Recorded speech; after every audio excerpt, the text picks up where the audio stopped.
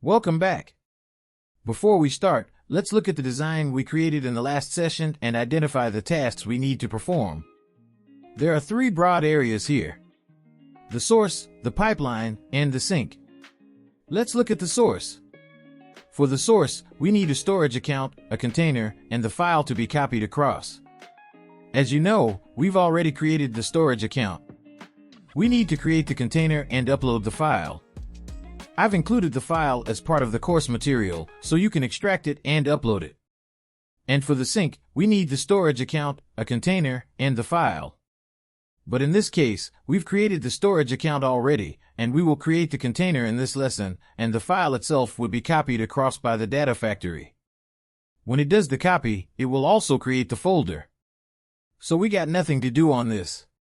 For the data factory itself, we got these 6 components to create. The data factory itself is already there, which we created as part of our setup, but these components will be created. So in this lesson, we are going to do the source and the sink, and the following one will start with the data factory components. Let's switch over to the Azure portal and get started. Here we are in the Azure portal. The first thing we wanted to do was create the container and upload the file into our Blob Storage account. So let's find that.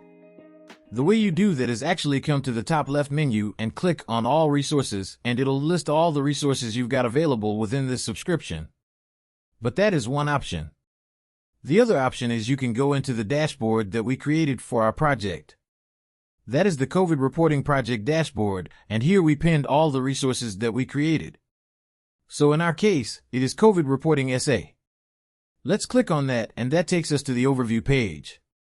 From here, navigate to the storage browser from the left side menu, and we want to create a new blob container. So let's click on the blob containers and select Add Container here to create the new container. We want to call our container name as Population. Private access is sufficient for our projects, so we can leave the access level as private, and let's click Create.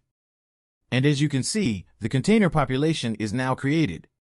Let's now upload the file. So in order to upload the file, we need to click on the container name here, which is Population, and click Upload from here. So let me click Upload, and I already have the file downloaded on my computer. If you haven't already, please download it from the resources. And let me click on Browse for Files to browse for the file in my local computer.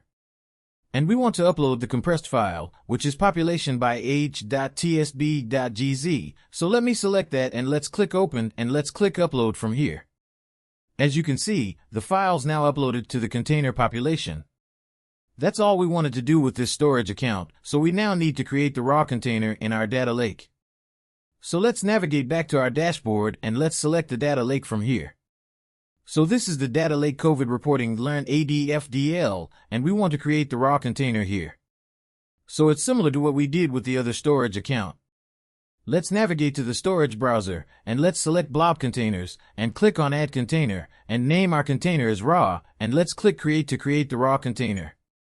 So, as you can see here, the raw container is now created here. So with that, we've done everything that's required for the storage accounts. That's the end of this session. I'll see you in the next one.